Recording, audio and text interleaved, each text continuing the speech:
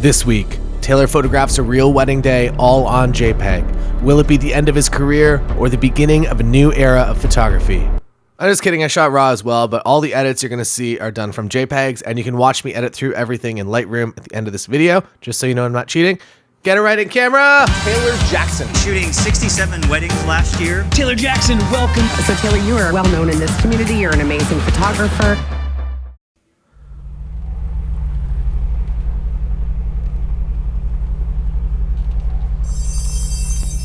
Hello, welcome to today's full wedding day video.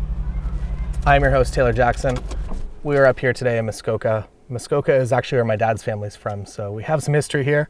My friend Devin is also on his way. I'm actually staying at his place tonight, and it took me about 3 hours to get up here from home. It takes him a little less time. What it do, what it does, where you been, where you was, but it ain't what it is. Facing the mud, I really be hating in the mud, said I can't pick it up, but I did. Can you go hard left rudder?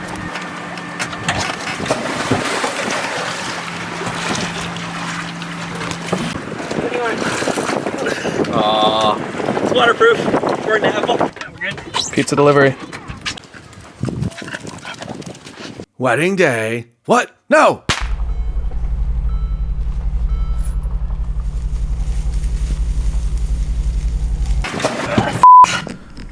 Here we are at the wedding, taking photos in live view. I do a lot of detail photos in live view. I kind of miss not being able to use a Z6 or a Z7, the mirrorless series of Nikon's cameras to do that, but I love my 850.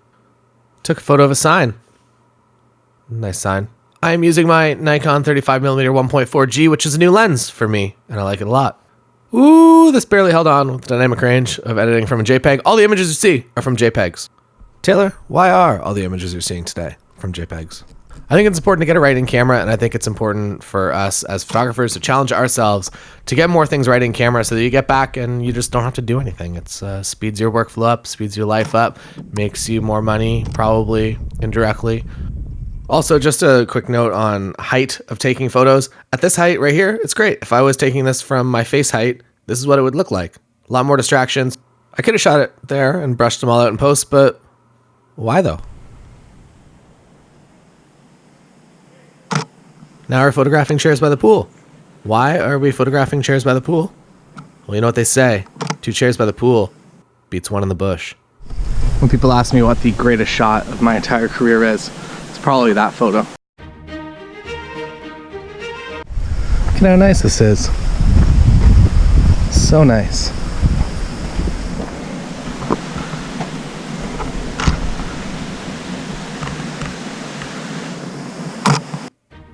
This photograph reminds me of the time that I crossed the Delaware River with George Washington.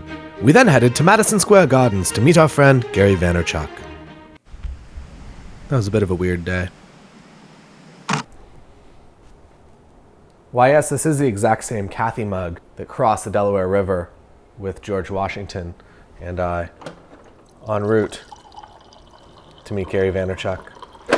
Quick announcement today, Patreon. It's a bit noisy. Patreon today, as of right now, I have uploaded my Introverts Guide to Negotiation. So if you're interested in learning more about negotiation skills, if you're an introvert and you're afraid of negotiation like myself, head over to Patreon. Patreon members get it right now, as well as all the presets that you're seeing on these photos. Even though they are JPEGs, they have been edited in post-production a little bit. Nikon D lighting does a very good job, but it is not quite up to Panda Kathy's standards. Wonder if this is Kathy or if this is Kathy. Also, apparently the characters translate to Casey, so I was lied to at the Disney shop. All right, so walking into this room, it's very apparent that there is just a lot of bad light on the dress, so I'm going to turn the light off, and then I'm going to use my Godox V1 to light this up and get the shot that I actually want. All right, off-camera flash set to 1/16th. +3. That on. This guy. Actually, the whitest thing in the room is kind of this chaise lounge. And I'm going to try to use this as a main light. Using a chaise lounge as a softbox. The direction of light could be better, but there's no real better way to make that happen within this environment, and you never really know what you're walking into on a wedding day. If you want to know where the best natural light actually is, it's actually just on the toilet. So if somebody's over here sitting on the toilet, they're perfectly lit. Unfortunately, I don't think that's something that I can ask really anyone here to do. Nance, do you want the wand? A little bit of nervous energy today. It looks like it's going to rain. If you don't have a weather program like Dark Sky or AccuWeather, if you live in Canada, Dark Sky is amazing for the States. AccuWeather is great for in Canada. It'll pretty much give you a minute-by-minute readout on when it's actually going to rain. So today it's going to rain, allegedly, from 4:20 to 4:40, and the ceremony's at 5. So I'm going to send out some emails and see maybe if I can get them to bump the time up to finish the rain at 4:30 so that we're not too nervous. Walking over to the guys now and taking some photos of the trees, as you do. You can't see that one because it wasn't very good. I don't want to show it to you. You'll be the test subject. Boom. So this is my subtle preset on this image, and this is the image straight at a camera. Not sure what type of sorcery Nikon is up to, but they're making some really incredible files. One of the reasons this image actually comes together is there's a little tiny piece of sun poking through, and they're actually looking directly into the sun. It's over my back shoulder. Usually I'm the opposite way, looking for some way to bounce that sun, but today things are different. I like to switch things up. I don't ever really shoot photography with a 35 since the Porsche trip really was the last time I could think of that. There's a full documentary on my YouTube channel if you're interested in cars and driving across San Francisco all the way back to our hometown of Kitchener, Ontario, Canada. Which is funny for Mike's car because he had to bump start it the entire 7 days home because race car. Back to the wedding day. Here we are, the golf cart section of the wedding day. I'm gonna take about 15 frames here, and one of them is good.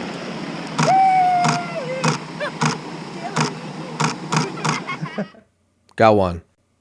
I prefer to take photos while things are kind of happening. I was waiting for them to show up kind of in this natural frame, but I also would have taken a great reaction in a less good frame overall as a photo as well.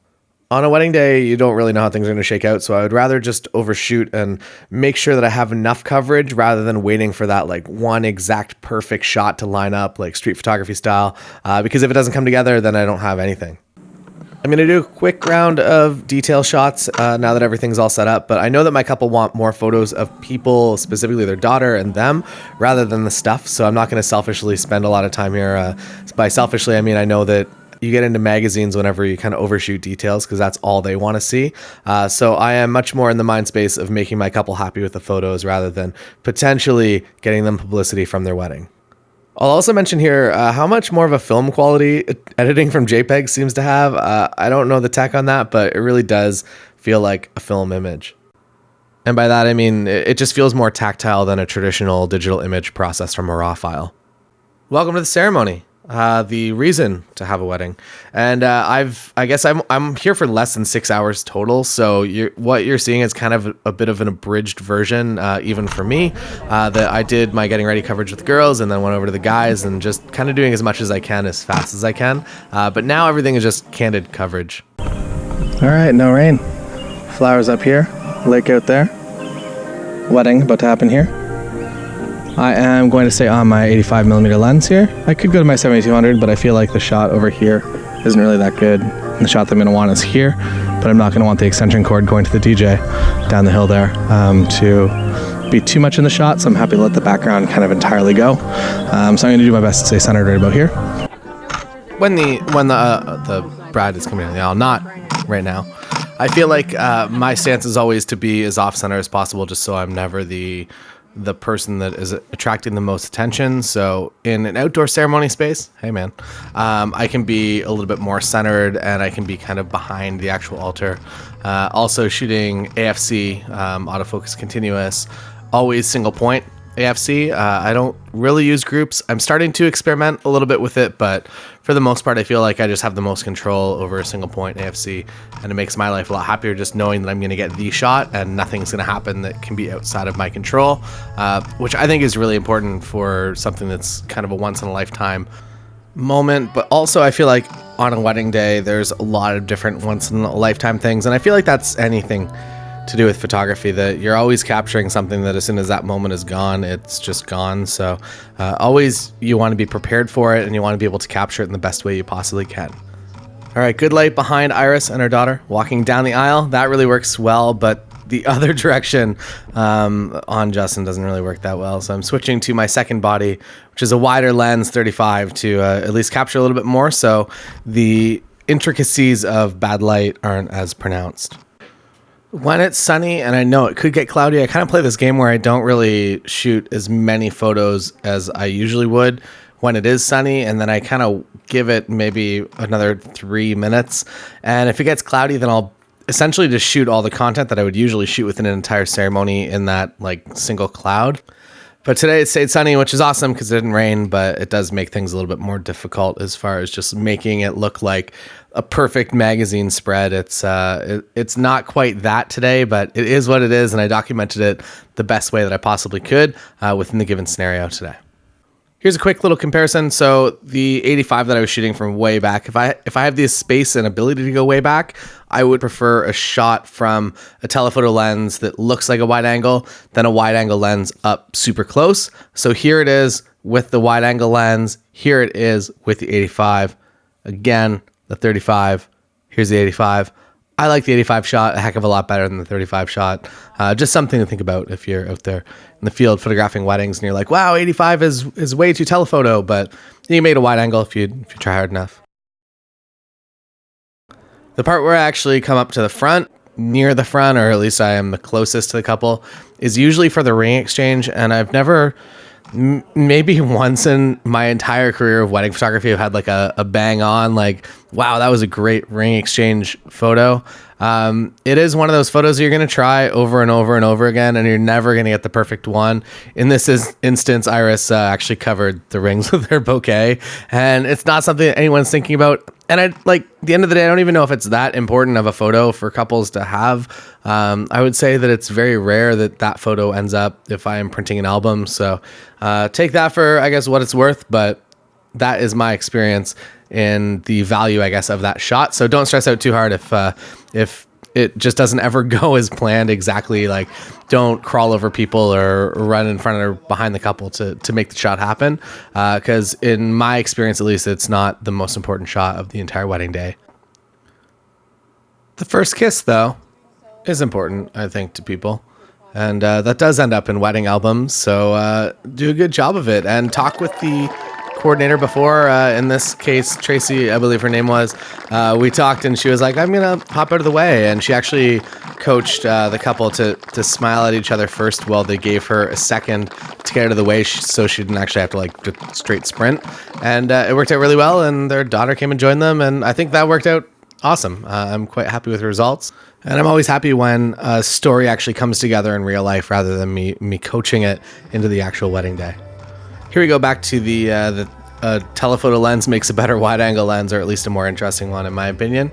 And I am way back because I have the space to do so. And as they come down the aisle, I am kind of starting with more depth of field. And as they get closer to me, I'm actually dialing it back so that I'm getting kind of a variety of different things. I personally really love the look at 1.4, but I know that that's not something that everyone is going to agree with. So I'll shoot a few at 2.2 to make sure that I get more, or 2.8 or whatever, just because I know that, well, a lot of the images are important for me to enjoy. It is more important for my couple to enjoy. And because we haven't spent our entire lives together, I don't really 100% exactly know what they want. But I do have a pretty good idea most of the time. All right, that looks good. And everyone looks good and as close together as everyone can get. All right. Amazing. Perfect. And then the four of you, perhaps. Next. I don't think there's an official right or wrong way to shoot family formals, as long as everybody's looking good, everybody's relaxed, and there's good light on everyone's faces. Today, we're just in the shade, and it makes things nice and easy. Every wedding is kind of a sliding scale of you have to figure out how important just doing a lot of different combinations of the bridal party are. A lot of my couples recently have been just very happy with kind of basic coverage, and they're happy to let the bridal party go back to cocktails. And they just kind of want a few good photos of the two of them as well. And then at that point, they're happy to go to cocktails as well. I don't know if this is just the natural progression of the wedding industry, or if this is just my couples and the ideal client, I guess, that I attract, that I also agree that that's the right mindset to be in, that you shouldn't have a wedding to have a photo shoot. You should have a wedding because you want to get married, and the photo shoot is definitely secondary, but you do want good quality photos in the most efficient and easiest way possible. Here's the story of every kid: total meltdown to feeling slightly better to just being incredibly happy, all within the span of 40 seconds. Here is a comparison between the 35mm lens, exact same lighting conditions, exact same location, versus the 85mm lens. The 35, you definitely feel a heck of a lot closer to the image and more involved with it. The 85, you feel a little bit more editorial. It feels a little more kind of standalone as, I guess, like a beauty shot, for lack of a better description. I prefer the 35, but as an introverted human, I find it very difficult to get that close and to shoot with 35mm lenses with most couples. These guys got along really well, but most of the time I feel like I'm a lot more comfortable at 85 and a lot more comfortable just talking directions and asking couples to do things rather than being like 3 feet away from them. For the group shot, I'm at 35. I'm going to paraphrase this because I'm standing right beside the speaker and it is super loud. A lot of music going on. Basically, my strategy is to get everyone as close together as possible to get myself onto higher ground than everyone else, so I don't have to stand on a ladder or a chair. It looks a little bit silly. This just feels a little bit more natural, more organic. Tell everybody to get close together, take sunglasses off, and just make sure that they can see my camera. And that's really all. And then I just take a lot of frames to make sure nobody's blinking in all of them. Here's one where a dude is blinking. I'll find a better one.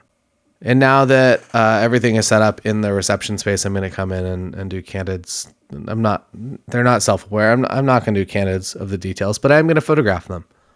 These are all from 35, but if you stick around, you can see all the details and the settings that I shoot at in the Lightroom editing section.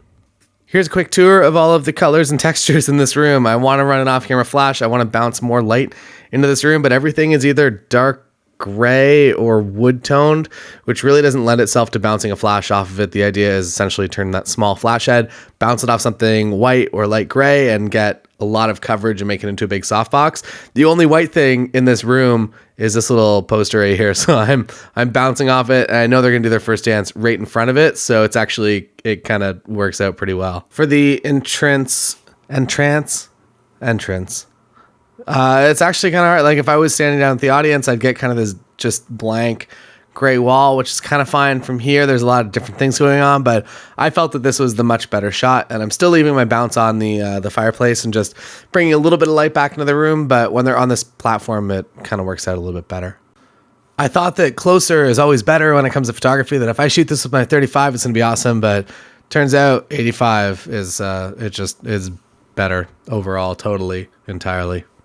I bet you forgot that we were shooting JPEGs only, because it really isn't that hard when you're just getting things right in camera. And also, that for the most part, you have pretty good light. We're moving into a section now where it's going to be the awkward mixed light from the bulbs above that's incandescent and nice and warm with the kind of bluer daylight outside. For a little bit, it's going to be awkward, but then as soon as everything is just incandescent, it's going to get a lot better for the speeches, and it's just going to be totally fine again. When you are in these challenging conditions, you kind of isolate styles of light. So if it's incandescent on the left side of someone's face, you photograph just the left side or just the right side and never try to kind of mix them. On skin tones specifically, wide shots, it's okay, but for close-ups, it's better just to be on one color of light. Now that it is nighttime, or mostly nighttime, and it's primarily incandescent light, it makes my life a lot easier. I can just switch to incandescent white balance mode, which you see on my camera there. And yeah. Very easy. You can also just kind of go around the entire room now and get good shots of everybody in this lighting style. That's all for today at the wedding. Now we're going to get into editing. So stick around. All of my camera settings are going to be up in the right-hand corner. So if you need to see anything, exact values that you might have missed, they're going to be up on the screen and right now. Welcome to the editing section of this video. I'm actually recording this editing section before I made the video that you just saw, so I can't backwards reference content, unfortunately. So this is a standalone piece of content at the end of a video, but I'll do my best to give you some extra information that wasn't in the video, or that I don't believe that was in the video. Maybe I ended up putting it. I don't know. This is a weird space-time continuum. This program here, it's called Photo Mechanic. If you don't have it, it is incredibly fast when you're just using raw files. When you're using JPEGs only, this is how fast you can go through photos. It's all I use it for. You can optimize your Lightroom to be like really fast, but I've just noticed that photo mechanic is faster overall. And also I like having the processes separated. So I like to be able to just like select my images in one program and then move everything into Lightroom. I feel like there's more kind of redundancies built into that, and I have to look over things more. And I'm also, I guess like mentally I'm more process driven. So if I sit down and I know that I have to call a wedding, that is a task that is reasonable for me to do. I sit down, I do it, and then I'll come back and I'll edit another day, or outsource. I outsource most of my image editing. But by doing that in just kind of like a small compartmentalized thing, it's a lot easier to sit down to just do one task rather than to open up Lightroom and to call everything and to edit everything and to export everything. And it just seems like a lot of time commitment. And sometimes I'm not mentally prepared for that level of time commitment. So yeah, I'm going to import all these into Lightroom. So the awesome thing with editing from JPEGs only, I'm in the way here, is that I feel like the import time is just going to be like 25 seconds. Yeah, so that was pretty much 25 seconds. I am going to use my subtle preset. This is an experimental video for a number of reasons. Actually, really just the JPEG only reason. But I don't really have a preset made for JPEGs. Subtle is my preset that is available on Patreon. And I guess things are a little bit different because I am editing from JPEG, so I don't have all of the functionality that I usually would. But it seems to have not done too much to it that would actually, I guess, like degrade the image quality. And I would be happy to deliver an image like this. The, I guess, struggle is that with white balances, when you're actually, that wasn't so bad. That works pretty well. I'm going to warm this up just a little bit. So usually white balances, at least for photographers, are kind of a bit of a giveaway. I'm going to target this image specifically that is incorrect in camera. And when I add my preset to it, it's actually not that bad. Never mind. What I was kind of looking for is if you... Nah, these are just... So okay, so apparently editing from JPEG is just as good as RAW if you're kind of close enough, I guess. This is one of the more dynamic range images, I would say, in this collection. And well, you could come in here with like an off-camera light and light everything up, as you saw in the video. I'm referencing content that I know I'm going to talk about. The fact that there was no real place to bounce an off-camera light here, unless I wanted to bring in a big softbox or something that was just really that's a bit of an eyesore. So I did the best I could, but I feel like maybe this just needs a different preset. Let's do the little scroll. All these presets are available on Patreon, but they're not necessarily optimized for JPEG. I kind of like commercial there. All of these presets kind of work with everything. There's no right or wrong rules. They have names for what I would typically use them for, but as you just saw, commercial kind of works in this image case. I'm gonna leave it like that. I think for a JPEG experiment, I'm cool with that. These were, I guess, like 2 images that I put together just to, let me go up to, I like that for this outdoor image specifically. These were just 2 examples to just kind of show you that, like, if you have stuff in your background, sometimes you can just move. This is the bane of my existence. I'm sure I talked about this in the video. This really brightly colored, I don't even know what it is. It's like a cottage, I guess, or rebuilding. Anyways, it's kind of in a lot of my photos, and I'm gonna have to brush it out of a lot of photos. I'm gonna start right now. Great, that was a great selection point. Thank you, Lightroom. That's fine. I don't know why it bothers me. I hit it well enough, I think. I'm gonna have to do a few copies of images just to be able to show that. And you know what? I'm pretty confident that subtle is going to be the preset that I'm going to use. So I'm going to copy it across everything. Actually, no, I'm not going to do that. I'm going to individually click it so that you guys can see the before and afters. That was a comment a little while ago that it would be nice to be able to see the before and afters of everything. So now you'll see the before, and now you'll see the after. This really is the greatest image that I've ever shot in my life. I'm kidding, it's not. I do jokes. Otherwise, life just isn't as much fun. And also, I grew up only watching comedy movies. This is a bit of a weird white balance. What's this going to give me? That's better. Man, these JPEGs are like really, really good. I feel like my color preset, if I bring the exposure back, is kind of like the one. It might be processed a little too heavily, but I'm into it. These are the example images for off-camera flash, and let's see what I can do to this. This is a very challenging scene.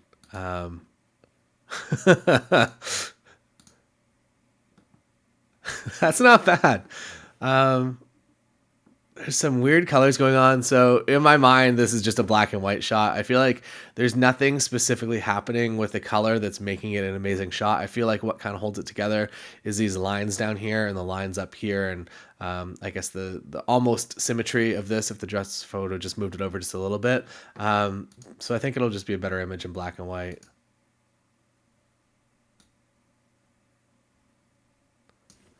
I'm good with that. And then same deal, camera angle from the other, lighting angle, I guess, from the other side. A little bit too underlit, not 100% what I would love to deliver all the time, but as you saw, this room actually was pretty challenging. And it's always like, it's unfortunate when you walk into a room and the room looks really, really nice, and then you just realize pretty quickly that it's really challenging. I noticed that with a lot of kind of barn venues, a lot of I don't know, just venues that have like a lot of character to them.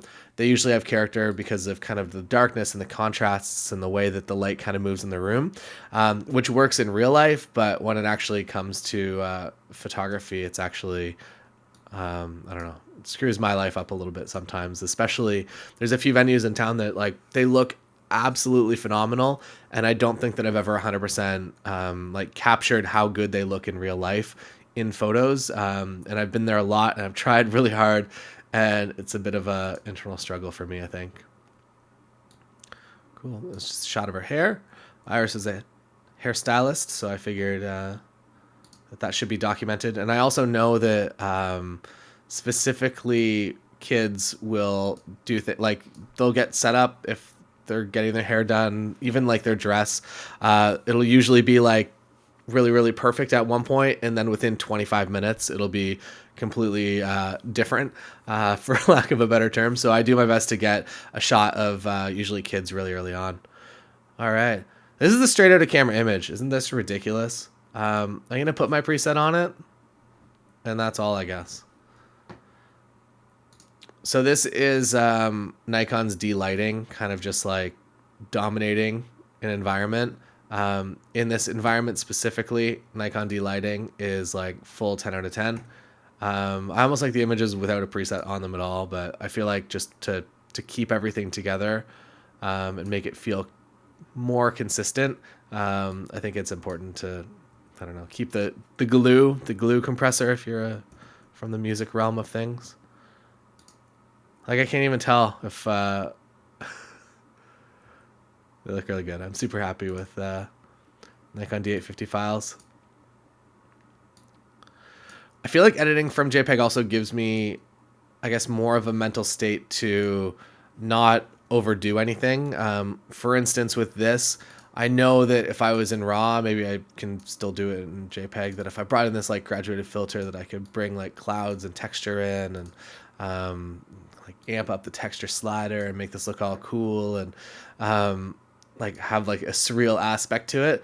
But I feel like you don't really need to do that, that just the image like almost straight out of camera was good enough. I guess that's also fine. I didn't really overdo it, but there would be a way you could bring in all these clouds and a lot of the contrast out of it. And I might actually do this though, because I feel like this is important. I use a lot of graduated filters to just kind of make these, I guess, natural vignettes whenever there wouldn't have been a vignette. And in this instance specifically, I'm just going to kind of make it something like that. And you can use a few of them if you want to kind of make it feel a little bit more random, so that it doesn't feel like you've just like edited that in post. But I feel like that makes it an image that stands together and kind of points focus a little bit better. This is my example of, I guess, when the 35 is not awesome. If I would have shot this with an 85, it would have been like perfectly separated. I also did shoot it with an 85, but I, for some reason, only selected the 35 images. But I believe that I'll need these for the video, or maybe you didn't even see them in the video. I don't know. Again, I'm living in the future here. this is pretty good separation, but I feel like with the 85 you can get even more, especially when it's up against the trees like that. This is I knew in my mind when I took this photo, I was like, it's under, but I'm like, it was a good, I guess, like reaction at the time. It was a good moment that he'll remember. I don't know if the so this image could definitely work in RAW. I could kind of color correct my way to this. I could probably also just like drop saturations to make it a usable image. So something like that, bring the vibrance down a little bit. It almost starts to look like a really film image almost. But I know that I could also just go black and white, and that's like the easy fix. And I think that looks great. All right. This was, again, back to this challenging room, but I think it came together well. I would love more light kind of on this side of Iris's face, but it was a very fast, like kind of 10-second portrait. Like, hey, can you take our photo? It's like, what do I do? And then it was like, okay, like let's rotate this way. And I tried to get them to rotate as much to the window as I could, but her head should have been just like a little bit more pointed towards the window. That's all right, though. It's no big deal. We got lots of other photos of the two of them. This is kind of a candid moment. I don't know if I love this photo now, looking at it again, but I think they'll appreciate it. It is her mom / her mom's handkerchief. So I feel like that's a good moment. I'm happy that I was there for that. This is them. I don't know why I'm gonna get rid of this image right now. I think I selected this image because I knew it was a sequence to this image here, but I feel like I don't need this image in order to use this image, which I guess is why I was including that originally. Cool. I blew this exposure. This is one of the things that I guess like having an electronic viewfinder just like super helps out with is when you're going from very fast moving settings. Like I had no idea that we were going up here to do a first look with her and her dad. I didn't know that they were seeing each other before the ceremony. But I guess just through the mechanics of the day, it ended up like that this is just like, oh, by the way, this is going to happen right now. It's like, oh, okay, let's go. There's a lot going on in this room. So I feel like whenever there's too many distracting elements happening, I do this, the biggest vignette ever. That's not even close to straight. Biggest vignette ever from the light that's in this room here. This is one I'm gonna have to fix in post. In RAW, I mean not in post. I'm in post. It's fine, but it will be a better image when it actually gets into RAW. Quick little spin of details now that everything's all set up.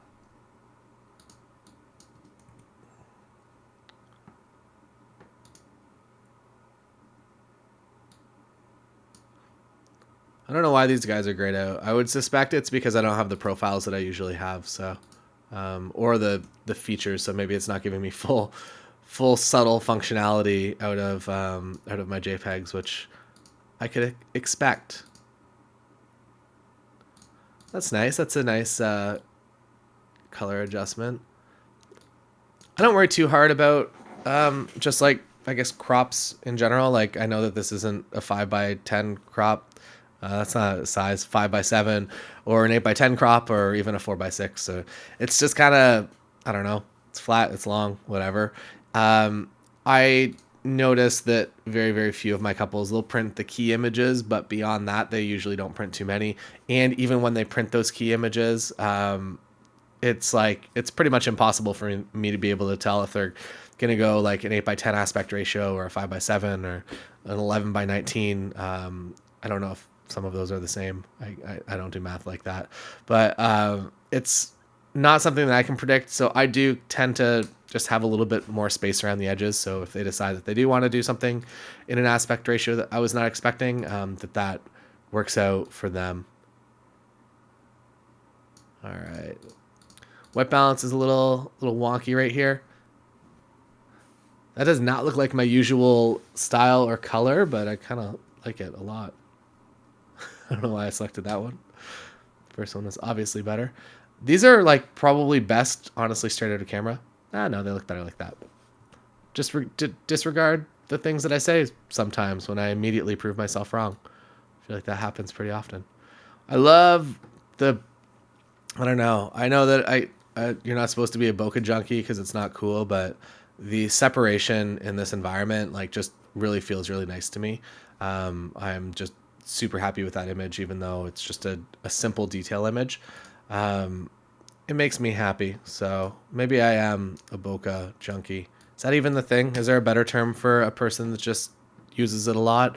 I use bokeh, I guess, one, to kind of separate elements, and two, because I just find myself in a lot of spaces that there's just a lot of stuff around, and specifically like getting ready shots. Like if I can just make everything in the background all disappear, I would way rather do that than try to like get super creative or create images that I'm just not super 100% happy with overall, or that I have to like spend hours just knocking out little details in the background to erase them in post. I would rather just kind of get everything as right as I can in camera, so maybe that's why I'm into it. Again, I included this one because I thought it was part of the story, but I think that part doesn't matter. That photography is such a standalone thing that you can do things that don't really 100% match the story. With video, I would have needed a setup shot for that. If it's just like cuts to a kid running down the aisle, because this was like pretty much beyond like the parents, like that. He was pretty much the first one to come down the aisle. And if it just like randomly cuts from like a shot of the ceremony to like a kid running down the aisle, that is confusing. But for photography, I think we have the luxury of the fact that doesn't really super matter, that you need to have some setup shots. You need to have some details and complementary shots in there. But for the most part, you don't need to like 100% get every single detail to help out. Okay. Let's see what can be done here, because that's not right. Let's try the auto. When in doubt, auto. That's not bad. It's not great. It's also very, very challenging lighting, and I find when I'm in a condition like this that if it is bad lighting, that usually I'm a lot wider, so I would have shot that at like 24 or 35 rather than 85, but today I chose 85. One, because everything was just changing so fast that there was no real way for me to, I guess, like, continue to adjust or predict exactly what's about to happen, because it could have got cloudy, and then that would have been the optimal 100% correct shot. I think that I'm going to leave this as it is, or close to as it is. I think that's better. And then I'm going to copy this one. Previous button over here speeds up my workflow every day. All right, and then back to the really challenging lighting. Not a whole lot you can do, unfortunately. That's not right. So cool it down a little bit, but other than that, it's harsh sun, and it's a hard situation. We have dark clouds in the background, which is kind of nice. I don't know if I did this in the video, but I did have a back and forth between this 85 and the 35, and I like the 85 a heck of a lot better than getting up here and getting the wide shot with the 35. It's essentially kind of the same frame, but I found that by shooting with a longer telephoto lens and just moving back, I feel like I make a perspective and an image in general that I just like a lot better. The D-lighting on Nikon really holds this together. Like, realistically, with bright sun on her dress, there should be like no detail left in here at all. Like, that should be blown out. Like, that is in direct sun and it is a white reflector, and D-lighting held on to that highlight. I bet if I load this into the raw file that I have to do some like serious highlight manipulation to get it back to what the camera just naturally did for the JPEG. So that is I guess one of the other benefits of the JPEG. The other benefit of shooting JPEG is that I probably could have just put a single preset on this and then gone through and changed a few white balances and exposures and edited this entire session within just like a couple of minutes without much trouble at all.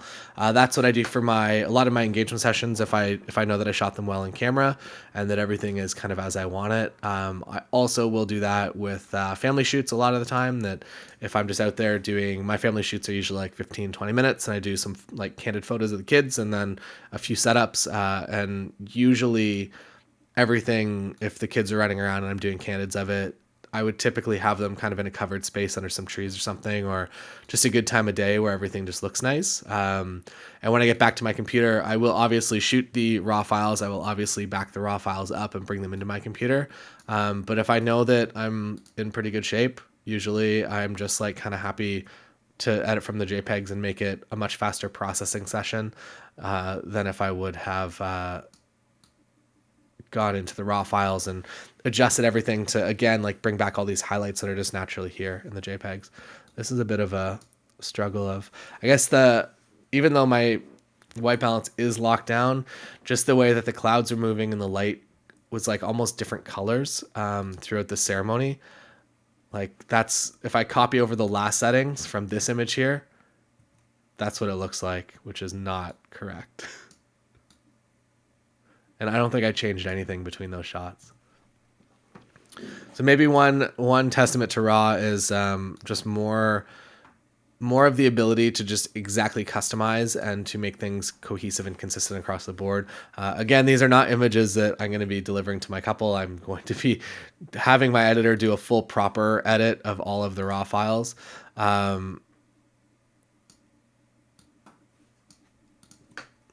Rather than just giving them these. But honestly, they're pretty good. I've heard some horror stories of Nikon D750s. It's happened to Lindsay. It's happened to Tim. It's happened to a lot of people. Man. So I was happy with like kind of the white balance that I was going. And then I don't know if the background changed, the light color changed.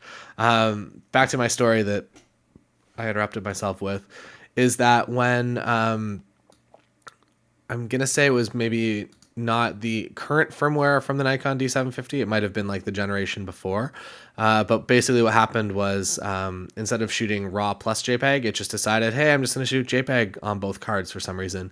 It happened to Tim. It happened to Lindsay. It happened to Nova. It happened to a bunch of my friends. So it's something that is not just like somebody's fault. It's also, I guess, challenging because within the Nikon D750 body, the quality button is kind of right beside your white balance button on the back of the camera, and you can either bump it, or if you have like hold fast straps and your camera's dangling at the side of your body, sometimes it's also been known to both hit the button and change you out of raw mode into JPEG mode. So something to just like constantly, I guess, like keep your eye on to make sure you are shooting raw. This is like such a dramatic image. The light color is ridiculous during this ceremony. Wild. Just something to keep an eye on. So the way that I do it and make sure that I'm always in raw mode is actually just keeping an eye on my images remaining. And I know that if I have a 128 card in each slot, that I'm probably going to have somewhere around like 2,300 images when I'm shooting medium raw on my D850. And while I'm shooting my images, I always just have kind of an eye on that counter to make sure that all of a sudden I don't have like 25,000 images remaining. It's never happened on my Nikon D850, but it's definitely happened on my D750. And I've shot like a couple detail photos or just like a couple of photos in JPEG mode. And it was literally because like I bumped something or it was in my camera bag and it moved and it actually hit that button and also adjusted to quality, or maybe I hit it rather than hitting white balance. I don't know. Whatever it is, I noticed it pretty quickly, and it's not a big deal when you do that. It is a bit of a big deal if you are spending like most of your day shooting JPEG only and you're not getting it right in camera. And that could not also be your fault. That could just be the fault of the fact that that the lighting in the venue is just really, really difficult and challenging. Here's my arch nemesis, this green thing. I guess I also kind of included too much of this. I am always very aware of my backgrounds, but for instance, like the little thing that's creeping in up here, sometimes I'm not like 100%, I guess, that I'm more focused on the people and making sure everybody looks good and nothing's wrong with their outfits, or that something's unbuttoned that shouldn't be, rather than just looking at like every single individual detail in the foreground and background, because that is a lot of things to focus your attention on. And end of the day, if they look good in this image, they're happy with it. If this little wooden pole is up here, they don't really care as long as they look good. But if they don't look good and there's a photo with no pole in it, then they don't really care. Like this one specifically is probably going to end up being I can remove that. Let's do the test of this. I guess the other cool thing with JPEG is the fact that that's not bad. It's actually pretty good. Is the fact that all of your corrections happen so much faster because it doesn't really have to process anything. It's just like quickly done. I might just start shooting all of my weddings on JPEG. That's the reaction to that joke, where this is like a real photographer's reaction, and this is just, I don't know, people that maybe were convinced by the clickbait of this video. Another great family photo. I feel like delighting might also bring in some, specifically with today, the fact that like there was just a lot of different lighting colors going on. I feel like it might have brought in some tones that maybe weren't 100% real life supposed to be there, and it just kind of felt that they should be included. This is the progression of a child, like number 1, happy, then just crying for no reason, looking at an iPad or some sort of device, crying closer, crying that he doesn't have the chicken.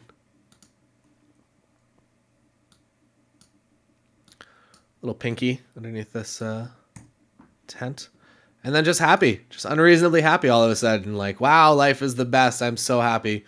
All within the span of 25 seconds. This is that's life. That's life, you know? If I had the ability to write text in Lightroom, I would make that bubble appear for you so that you would laugh along with me. All right. Golf cart photos. I take a lot of golf cart photos. Everybody loves golf carts. Everybody gets in a golf cart and they're like, this is the greatest. I never thought I'd be in a golf cart. And I agree. I personally like the idea, arch nemesis back again, with golf carts and with really anything specifically, is I just love the idea of just movement and moving, and going and doing things and getting out of a place. Like I could easily, like we did most of the photos within like a short little space here, but it's nice to be able to just kind of go somewhere else just to at least get like 1 or 2 shots, or even just to get the couple away.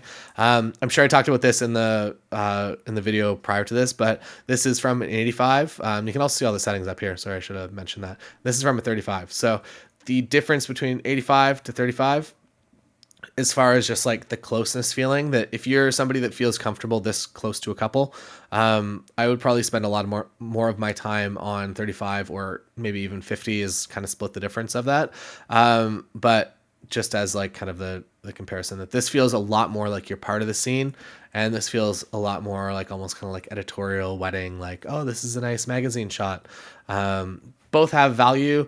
I typically rely more on the 85 shot, only because I'm quiet and introverted, and getting that close to people, I'm just not the most comfortable. That I'm a little bit more comfortable to control and just like talk and yell out directions from a little bit further away.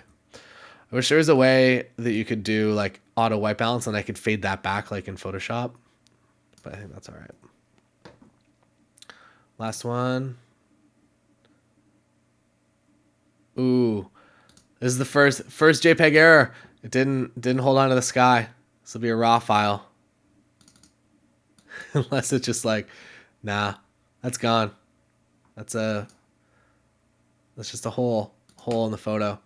I guess like the workaround for that is that you just kind of let it all go, and you just make it that's just what the sky was. So you kind of have that option. I guess if you are in this situation where you've only shot JPEG and you want to save that sky, don't try to save it like that and like try to like add graduated filters to try to bring it back. And it's like, oh yeah, it's just like, it just looks cool like that. I would just kind of go the opposite direction and like just let it go. Or maybe graduated filter, let it go so that you're not affecting too much of her dress.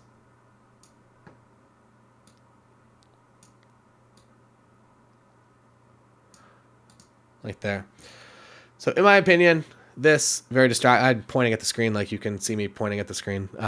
This up here, distracting. That, better situation all around. This is a group shot. There's a lot going around. There's nothing I can do about this.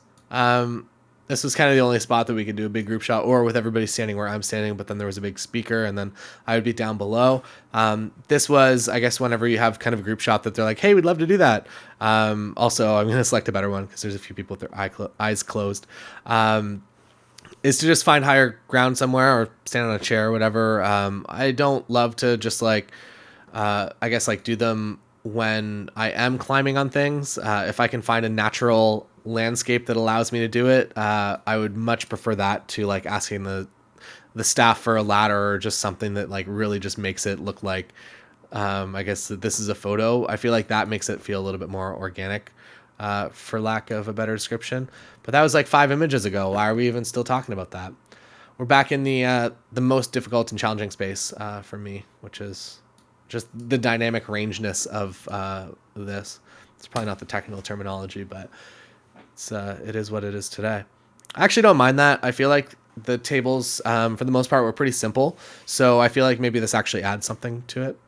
So rather than being a flaw, maybe it's a positive. It's nice.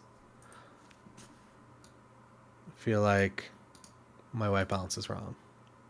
I feel like that white balance. That's the white balance that I'm talking about that feels like it's like a processed JPEG. That it's just like, what's going on there? That's a little better. Get rid of you. All right, this is them coming in. No chance of making that correctly colored in JPEG. Black and white looks great. Exit sign even looks somewhat decent. Like before, exit sign super apparent, very distracting. In black and white, still distracting, still super apparent, but I don't know. It's a bit better. Maybe it's not. Maybe it's equally as bad. There. That's just a little shadow that no one will notice. I'm happy with that. If we're gonna remove things, we might as well remove all the things that we don't want in the frame. A little mark on the wall. I'll paint your house in post. Your venue. Where are we? All right.